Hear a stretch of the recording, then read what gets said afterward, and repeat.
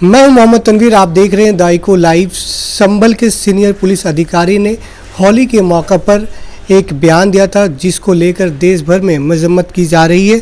इस सिलसिले में हमारे साथ बातचीत करने के लिए कलकत्ता के नाखुदा मस्जिद के इमाम मौलाना शफीक कासमी साहब हैं। एक सीनियर पुलिस अधिकारी कहते हैं कि 52 जुम्मा आएगा, होली साल में एक बार, कैसे देखते हैं? देखिए, यकीनन साल में 52 जुमा आता है और साल में एक बार होली आता है, लेकिन हमारे भारत का ये उसूल रहा है, ये पहली बार कोई होली और जुमा नहीं हुआ है, इससे पहले भी हो चुका है। और हिंदू भाई भी अपना होली बहुत ही अच्छे अंदाज से मनाते थे, मुसलमान भी अपनी नमाज अच्छे अंदाज में अदा करते हैं। लेकिन इस तरह का जुमला एक ज़िम्मेदार अफसर की ज़ुबान से निकलना, ये गोया कि एक समुदाय को थ्रेट करना है, जो बहुत ही दुख की बात है। और ये इतनी दुख की बात है जिसको लफ्ज़ों में नहीं बयान किया जा सकता है। इसी संबल में पुलिस फायरिंग में कई नौजवानों की मौत हुई थी, फिर वही सीओ जो उस वक्त बयान दिए थे हिंसा को लेकर और आज होली को लेकर, क्या मुसलमानों को बार बार टारगेट किया जा रहा है? देखिए, यूपी में ख़ास करके और तकरीबन जहाँ जहाँ भी बीजेपी की सरकार है, वो यकतरफ़ा मुसलमानों को टारगेट कर रही है, मुस्लिम नौजवानों को झूठे मुकदमे में डाल रही है, उसके घरों को बुलडोज़ किया जा रहा है, उसको इंसाफ नहीं मिल रहा है।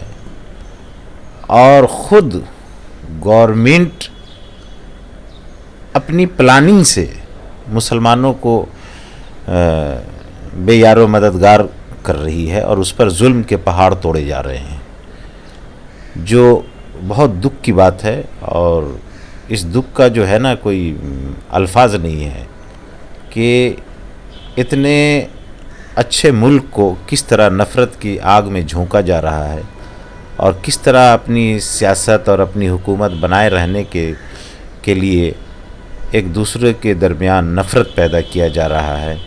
और सरकारी सतह पर मुसलमानों को एक तरह से जेनोसाइड करने की कोशिश हो रही है। क्या मैसेज देंगे देश के आवाम को? होली भी है और रमज़ान का महीना भी चल रहा है। देखिए, होली भी है, रमज़ान का महीना भी है। हम रमज़ान के लिए भी पूरे देश के लोगों को मुबारकबाद पेश करते हैं और होली की भी मुबारकबाद देते हैं कि हमारे हिंदू भाइयों का त्यौहार है, उनको भी अपना हक़ है कि अपना त्यौहार मनाने का। और हर कोई आज़ादी से अपना त्यौहार मनाता है, लेकिन आज़ादी का एक उसूल है, एक सिस्टम है। आज़ादी अनकंट्रोल नहीं होता है, आज़ादी का एक दायरा होता है। हर इंसान की आज़ादी वहाँ ख़त्म होती है जहाँ से दूसरों की तकलीफ़ शुरू होती है।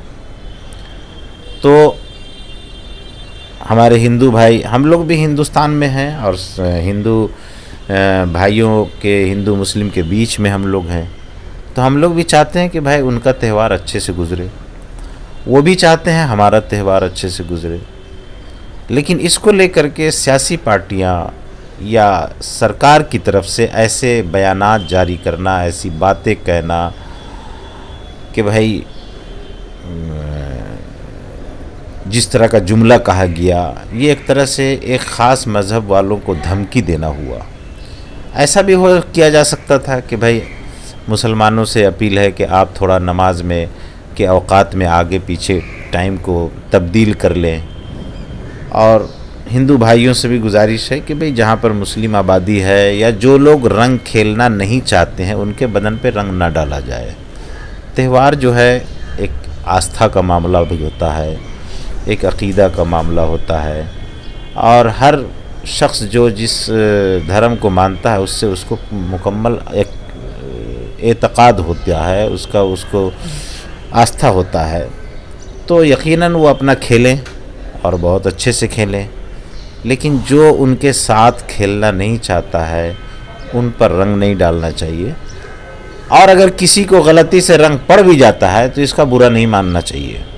ہمارے بھائی ہیں، اگر غلطی سے پڑ گیا تو اس کا برا نہیں ماننا چاہیے، لیکن اس کو لے کر کے سیاست کرنا یا ہندو مسلم پیدا کرنا یہ بہت افسوسناک بات ہے۔ ایک آخری سوال، حال ہی میں یو پی ودھان سبھا کے اندر یوگی آدتیہ ناتھ اردو زبان کے تعلق سے مولویوں پر نشانہ سادھتے ہوئے کہتے ہیں کہ کٹ ملوں کی زبان ہے، کیسے دیکھتے ہیں؟ دیکھیے، ان کو اردو کی تاریخ معلوم نہیں ہے، ان کو میری رائے یہ ہے کہ ہندوستان کی تاریخ پڑھیں۔ وہ اردو کی تاریخ تو دور کی بات ہے، وہ ہندوستان کے بڑے اسٹیٹ کے ایک وزیر اعلیٰ ہیں، تو ایک ذمہ دار وزیر اعلیٰ بنے اور ذمہ دار بیان کر دیں۔ اردو جو ہے ہندوستان کی زبان ہے، وہ مسلمان کی زبان نہیں ہے، کسی کمیونٹی کی زبان نہیں، وہ ہندوستان کی زبان ہے، اور اردو میں ہر وہ الفاظ ہے جو ہندوستان ہی نہیں بلکہ پوری دنیا کے زبانوں میں جو الفاظ ہے وہ اردو میں الفاظ ہے۔ تو جب کوئی اردو کا نام لیتا ہے تو وہ مکمل ہندوستان ہوتا ہے، وہ بھارت ہوتا ہے۔ پاکستان تو بعد میں بنا ہے، اردو تو اس سے پہلے بنا ہے۔ چونکہ ہمارے بھارت میں کوئی ایک زبان اتنی ایسی نہیں ہے جو ہر علاقے کے لوگوں کے لیے قابل قبول ہو۔ مثال کے طور پر چنئی میں جائیے تو وہاں تمل ہے، دیگر اسٹیٹ میں ملیالم ہے، کہیں کچھ ہے، کہیں کچھ ہے، کہیں ہندی ہے، کہیں بنگلہ ہے، اس طرح سے ہے۔ تو اس وقت جو ہے ایک ایسی زبان کی ضرورت محسوس کی گئی تھی جو علاقے کا زبان نہیں ہو، وہ ہندوستان کا زبان ہو، تو وہ اردو زبان بنی تھی۔